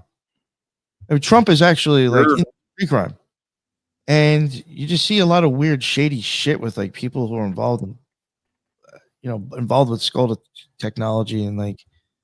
Basically, what I'm getting at is that if you're trying to sell pre-crime, it like might be worth it if you can cause the crime to happen for it to even be stopped. Just like I know it sounds crazy, but there was just a lot of things that we came across that really made me think that there might be voice to skull being used, and like people who are pushing pre-crime or making it are like involved as well, which was really weird. So you have to start wondering what's going on here. To a certain degree, pre-crime is already part of the justice system, where they use those metrics and calculating mathematical evaluations in which to determine whether or not someone's going to recommit another crime, and they use that in the sentencing guidelines. Yeah, I mean, really say that again. Oh, it was really crazy. Ozzy is calling me a bit of a twisted fuck. I'm just trying to figure out how to be the most attractive man to the biggest swath of women possible. And if I have to kill a few people in the process, then I'll kill a few people in the process. And it doesn't always work though, because John Hinckley didn't get Jodie Foster after all. You know what I mean? You can buy his art on eBay and tickets to his next folk concert, but he did not secure the fascinations of Jodie Foster by Merck and Ronald Reagan, or trying to. So maybe that's what it is. Because Hinckley failed in killing Reagan, maybe he didn't get the girl. Is that what you're saying? Is that what's going on here? I'm not. Had he succeeded, he may have gotten Jodie Foster. Oh, I don't know anything about Jodie Foster. I just know that if I want to maximize my appeal to women, I need to up my body count, and I'm not talking about the women I sleep with. Nice. Talking some like Dahmer numbers, huh? Right. Couple I mean, or Bundy. Bundy seems to have more appeal than Dahmer. Oh, for sure.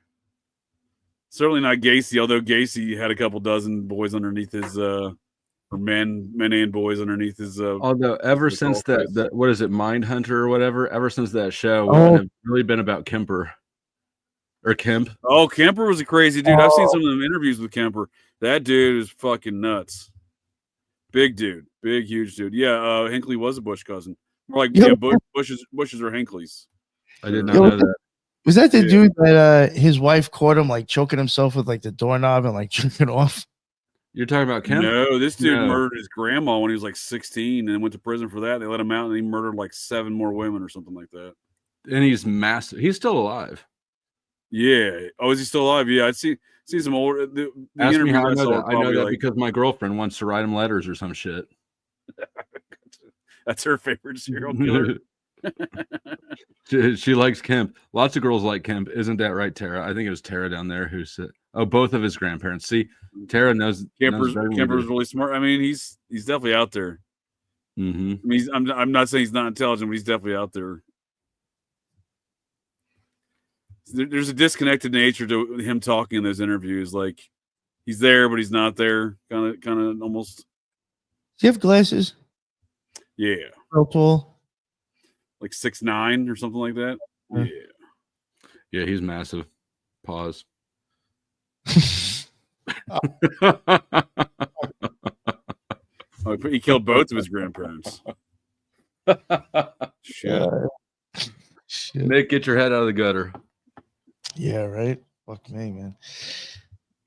Raging Tomato. No, I don't think so.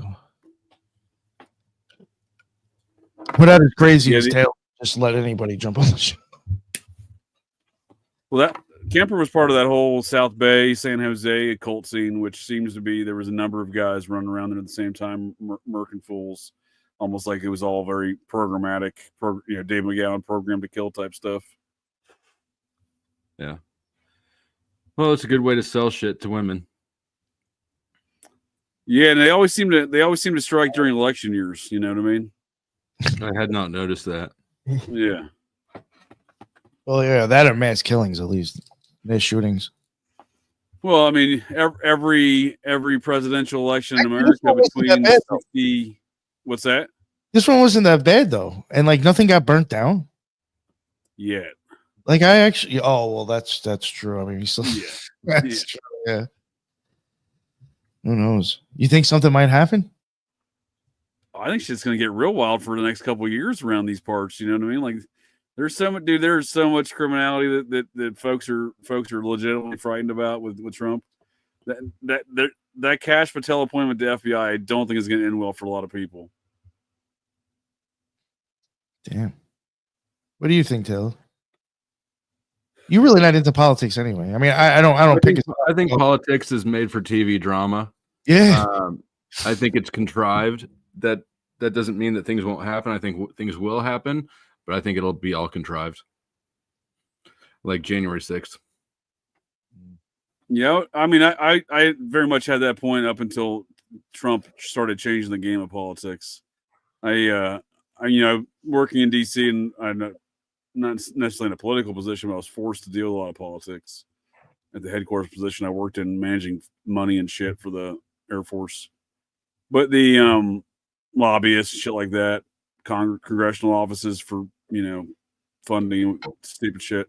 Anyway, there very much was one party, but Donald Trump is not part of that party. So he definitely is a disruptor, regardless of who he answers to or what he's answering for. You think?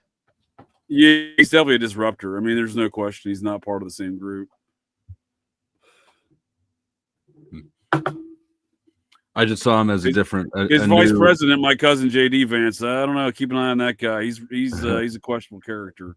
First of all, he didn't become JD Vance until he was like 25. He was John David Bowman before that. And second of all, he's got some weird connections to Peter Thiel over the years. Yeah. What's your name?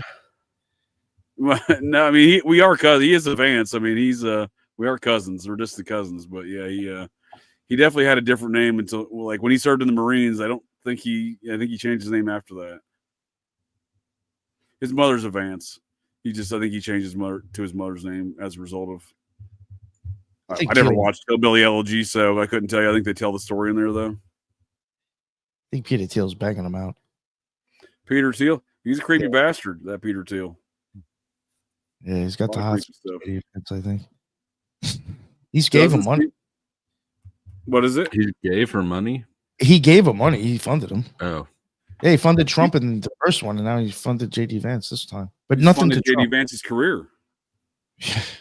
Yeah, the venture capital firm that JD Vance runs is wholly owned subsidiary of Peter Thiel, basically. It's basically Peter Thiel's venture capital firm with JD Vance and another guy running it. Yeah, a lot of weird ties. Weird people. Yeah, Thiel's the number one financier of AI projects opposite Jeffrey Epstein. So whatever they're up to, there's some weird shit. Yep. Fucking Epstein. Never found out all those people on that list, huh? Jared Kushner's dad is the ambassador. I don't think it's Kushner's dad, is it? Is it really Kushner's dad? Is the ambassador to France? Not the same dude that got pardoned by Trump before in the last go around? Yeah, dude set up his brother or something like that with like some prostitute. Kushner's dad did. Oh, he got hemmed up on some weird charges. Like he was trying to set up, I think, is his brother for his brother-in-law for like with a prostitute and like blackmail photos and shit, and somehow got arrested for it. I don't recall the ins and the outs of it, but yeah, I didn't realize he got appointed as ambassador to France. That's odd.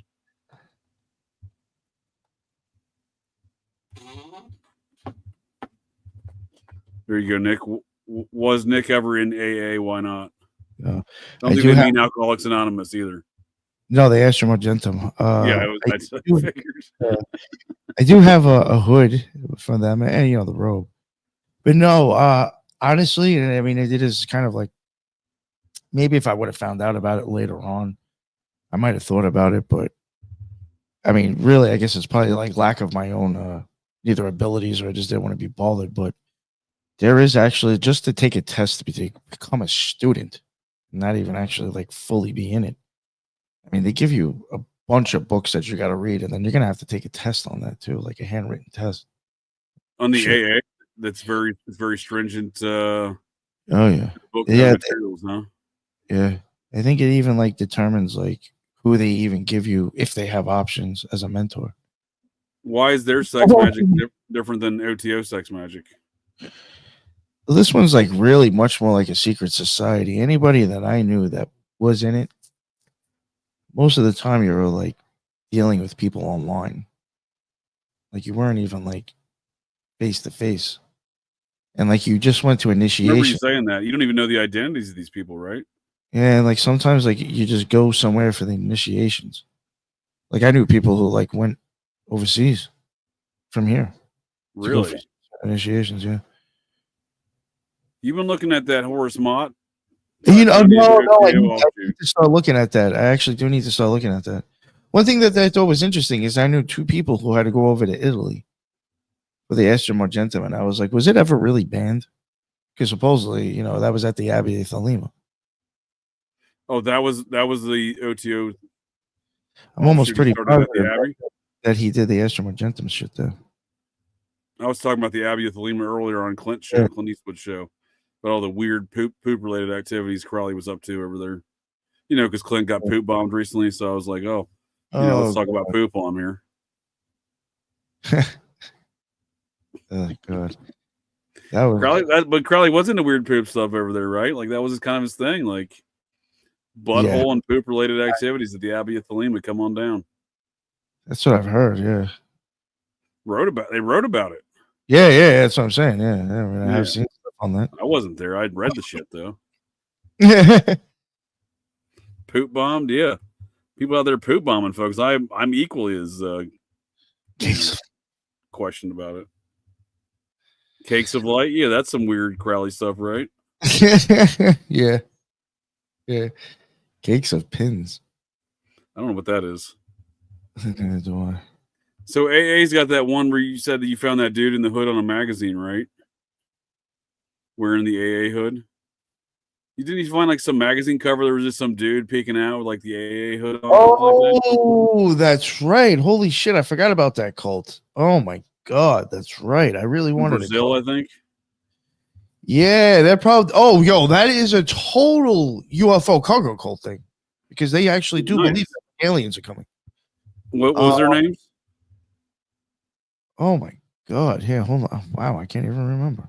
Yeah, I'm gonna have to go and check. I might have like a folder. I definitely have a folder with the name on it. Yeah, I'd be curious when you ever look into that Horace Mott OTO Typhonian offshoot business. I'd be curious to know like what are the differences between the main kind of OTO philosophies or teachings versus that. You know what I mean? Because obviously, I know you said like the OTO is not like Typhonian is not an official OTO order. I got that, but I'm just saying like the influence is like something shifting as far as the belief system from OTO to Typhonian to Horace Mott, right? Like there's definitely going to be some sort of we like to do it, just like Protestantism and Christianity. They're like, oh, we like to do it this way, and then 192 versions later, they have 192 versions of how to do it. Yeah, you know what I mean. Yeah, I'll show you right here. This is it. Furby is a poop bomb. The little creature.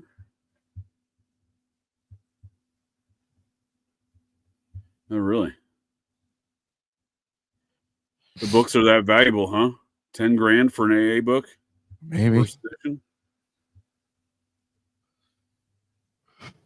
Yeah, pull out that picture I gave you. Where'd you send it to me? It's in. You have to pull it up on the bottom. Check on the bottom. It's. I'm sharing a screen with you. Yeah. Let's see. There we go. What is this guy? All right, you see like how this See is some just how, Egyptian stuff going on. yeah. And I'm like looking at this, and I'm like, I don't know. I mean, do you see anything weird yet?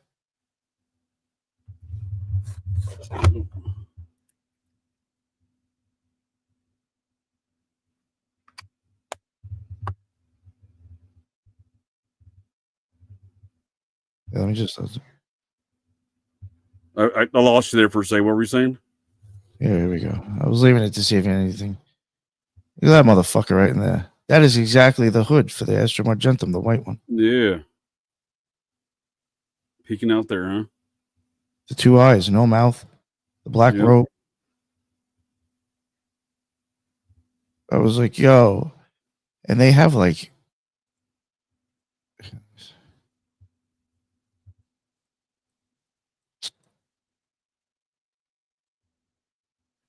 Well, that looks like Tom Array. Are you sure you're not showing me pictures of Tom Array? No, this is in Brazil, man. Be a Nation headquarters, This is in formerly Brazil. in town, Georgia.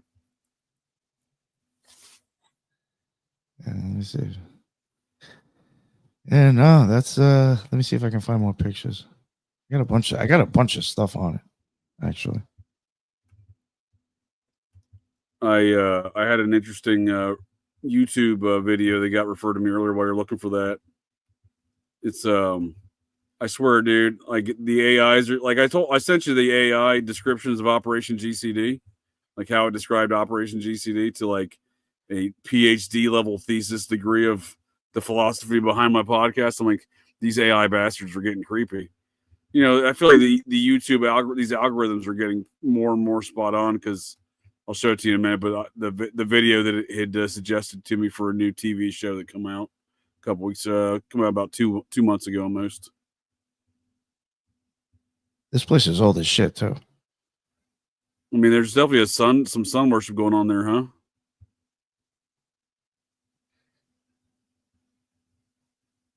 It's quite a get up. I swear that's Tom Array. I see the pyramid in the background. They got the nightclub in there.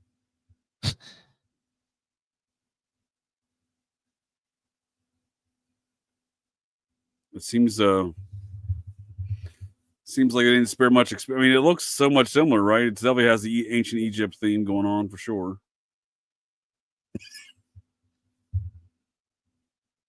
Well, that's wild. Ramovich has been here. Really? Yep. Well, that's interesting. I had a video of her there. For this, if I ever cover it, I sampled the rip that part out. And what was the name of this organization again?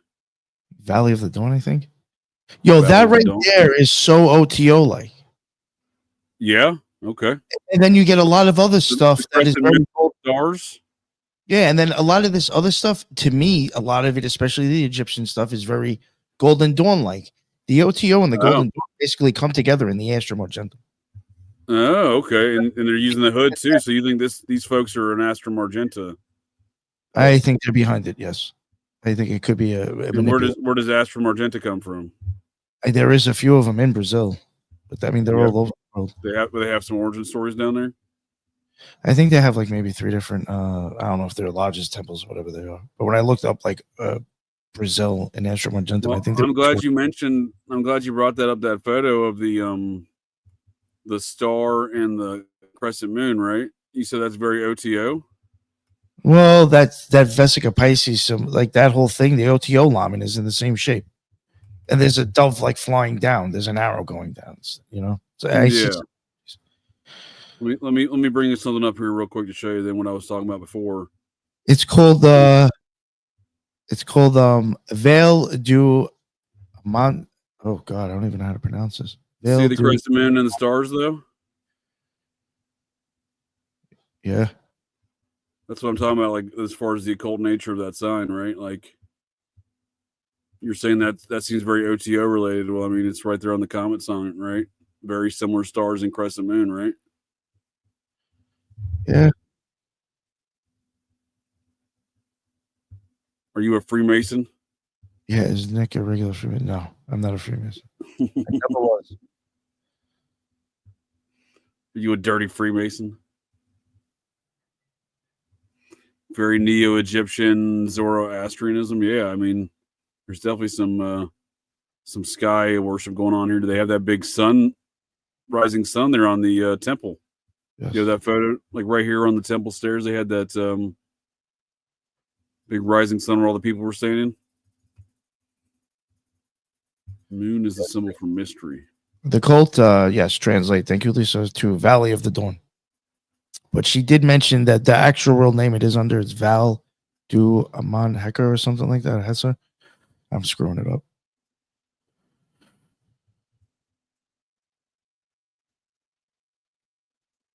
Yeah, and Brazil's like the spot. Like if you want to do some like shit like this, because like this looks pretty wild right there. Yeah. So I'm saying, I mean, that's very like, you know, the OTO llama is in the same shape. Are those stars of David? Yeah. But they're like they're comprising in like a different shape. Oh, welcome back there, Taylor. We're just going over some mysterious symbols in Brazil. Smoke-filled parades, apparently. It's quite a ceremony they got going. Yeah, and everybody there supposedly like is mystically inclined too, for the most part. That's what they claim. Oh, okay. I see that comment from Lisa. So they're mystically inclined. Who judges that? How do they figure this out?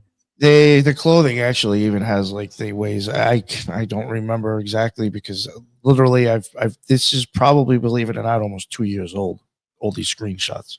Sure. Like I've wanted to cover this, I think, around the time Lisa even started the podcast. I remember you mentioned it to me before. Yeah, a long time ago. So yeah, I mean, there is certain markings. I think there's cougars or something, believe it or not, is some silly name like that. There's like different names and titles for like what abilities you have and like what you're doing. And Marina Abramovic went there, huh? Yes, she did. Wild. Yeah, I had a video of her on here. She's like the all-star of the occult world, huh? You get her approval, you're like an official cult, maybe? This guy's cool.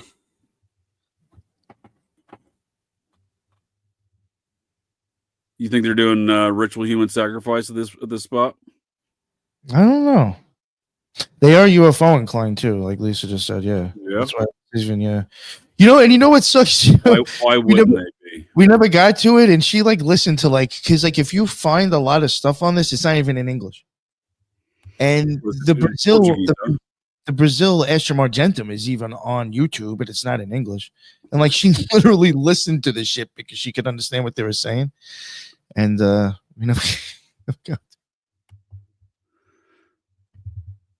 Portuguese. Oh, she speaks Portuguese. You understands Portuguese. Well, I think she was able to like understand it, like obviously more than I could. Piece it together. Yeah. I mean, it's quite a facility they have there. They spared no expense, I see.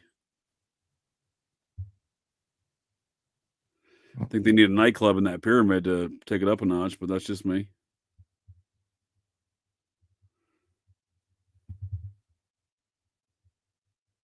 Imagine seeing this shit walking down your street, man. That's one of their parades. Yeah. Yeah, it's some wild looking shit. Especially if they're chanting.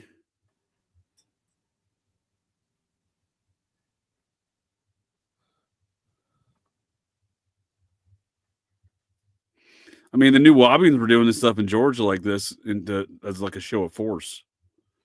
Marching around, you know what I mean? Like the local neighborhoods. Might just be like they're peacocking a bit, right? They're making sure that everyone knows they're there, right? Yo, imagine them pulling some Heaven's Gate type shit on these people. That would probably like the biggest massive like suicide ever, right?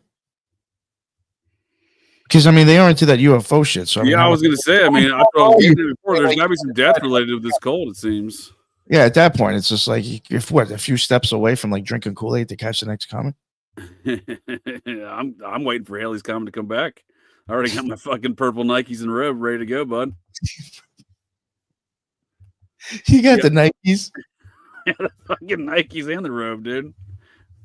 I'm ready to go. I'm waiting for that comment to get back through here.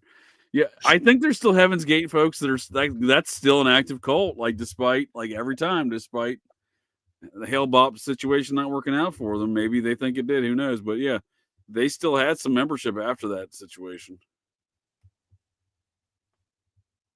Hard to believe, but yeah. That's enough. I just wanted to show some.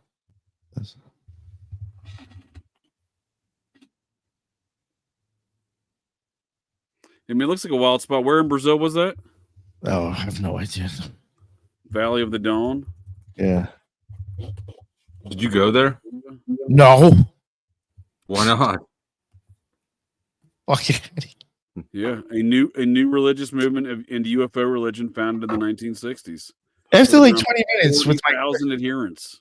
After like 20 minutes of like me asking questions, they're gonna be like, "This dude isn't here to like. He's like to be like Snoopy. He's not here to be not like one of us. Get him." Yeah. I hate it when people get mad about your questions. Like, you're not really here to learn, are you? Well, I'm not really here to learn. Like, you're the authority. I am here to learn about your insanity. Oh, it's in the insanity, right? Slipping in there at the end for him. We got a Planetina Federal District in Brazil. That's where it's looking. Yeah, I'm looking at it. It's kind of a secluded, like rural area, I guess. Huh? It's like the population centers aren't really nearby, and it's only got 164,000 folks just in that district. The entire, and 40,000 of them are them. Yeah, supposedly. Oh, that's a nice chunk. It's like the Clearwater, Florida, Brazil. That's where Scientology, like the Scientologists own Clearwater. You're pretty Clearwater. I didn't know that. That's where I got married. Oh, Clearwater. Yeah. Was she a Scientologist? Nope.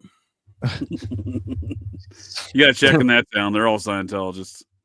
She they secretly took over that whole town. She worked at the Hard Rock. She was a poolside hostess at the Hard Rock down there in Clearwater. Oh, okay. I met her. Well, they had a Hard Rock in Clearwater, huh? Surprised the Scientologists let that go down. You know what? She may be a Scientologist now. I don't know. That was we were only married for like a year. Oh. Yeah, the Scientologists came in there, bought up that big Fort Harrison hotel, but they did so, and they bought up like a lot of the real estate in town. But they did under like front companies, and then they were like, "Surprise, motherfuckers! It's Scientology." So it was kind of a shady way they took over that area.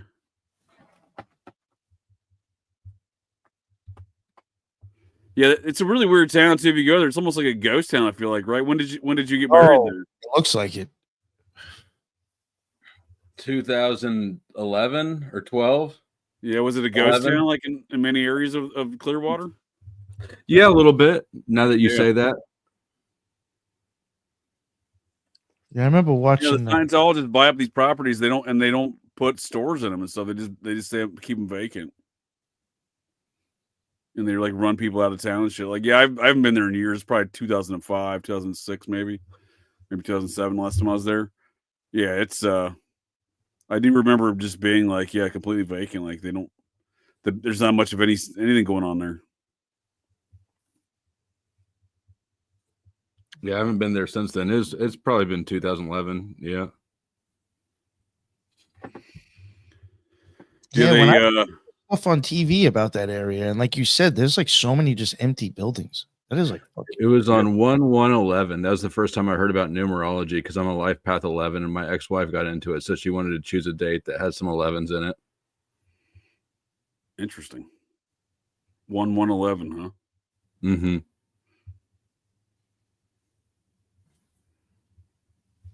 Small hats and Scientologists. Let's not get those groups together. It didn't do a lot for the marriage, but no. The astrological confirmation of the nuptials didn't work out, huh? It didn't work out.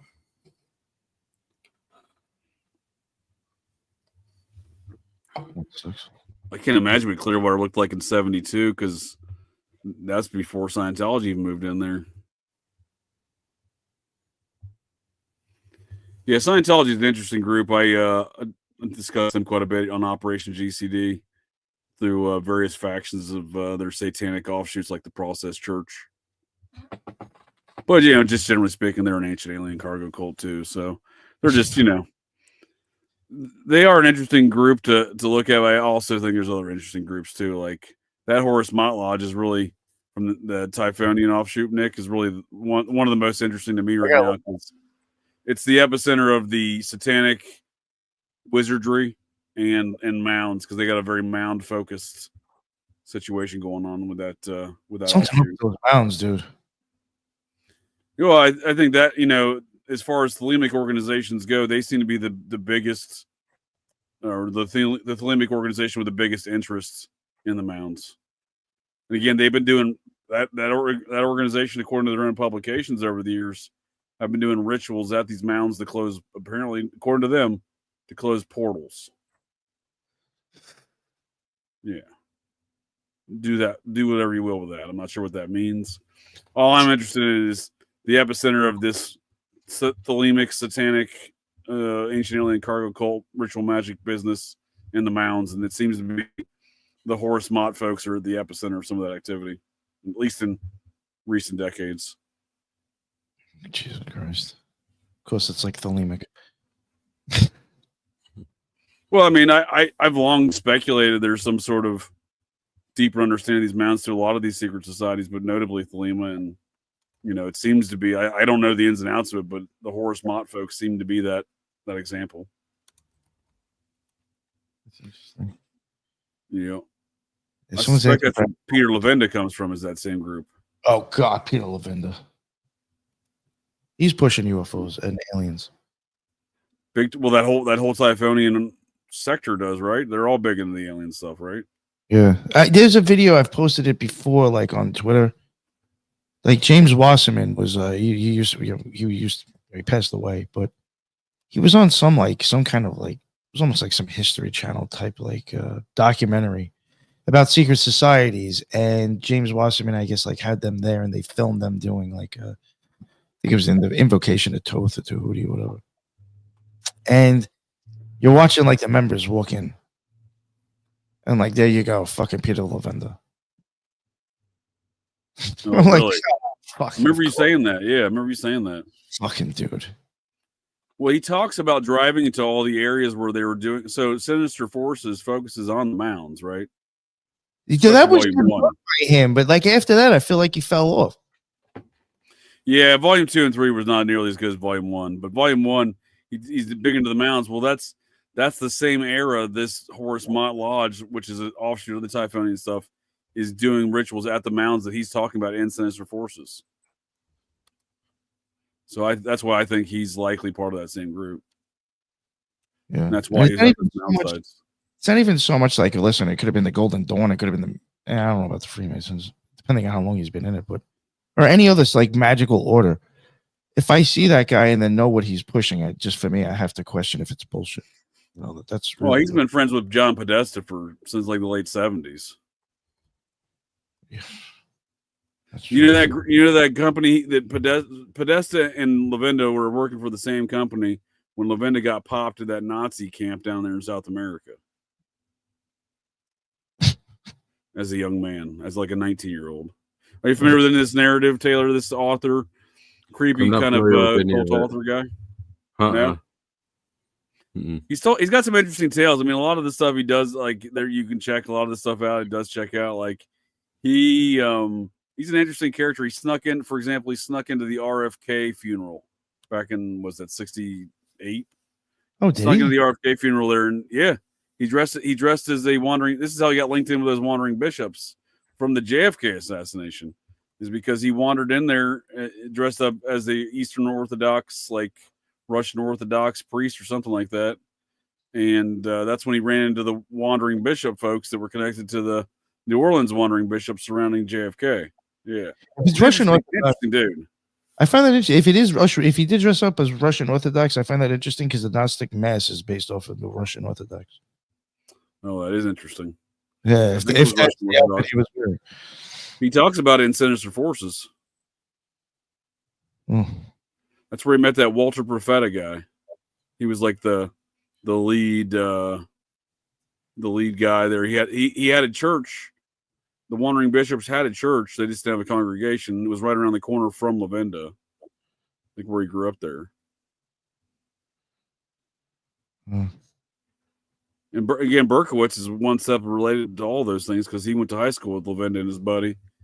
And I actually think there's a good argument to be made. That's how he met, the Cars was through Lavenda's buddy, who he snuck in, who he dressed as a priest about with. Because if it wasn't Russian, it was Ukrainian. You know, one of these Orthodox churches they were faking being priests to, but that also happened to be the activities of folks like Michael Carr faking to be these Russian oligarch type characters. But yeah, it's long been rumored that Lavenda's buddy and Michael Carr were doing sexual favors for older men in the cult scene at that era, right? So the epicenter of how Berkowitz would have got associated with that, because very possibly through Lavenda and his buddy, who were apparently a year ahead of him, I believe, in high school, and had the same friend circle. So Lavenda is definitely an interesting character. There's no question. Many mounds of all St. Pete is mound. Oh, yep. St. Pete, mound ridden. Yep. Yeah. Those, I mean, a lot of different types of mounds. A lot of those mounds down there were the Mesoamerican style, and oftentimes along the shorelines, they're just made with whatever environment's available. So like they'll make seashell mounds, but very like ornately constructed. So like they're not just a pile of seashells, right? Like it's a mound that's just used by seashells instead of dirt.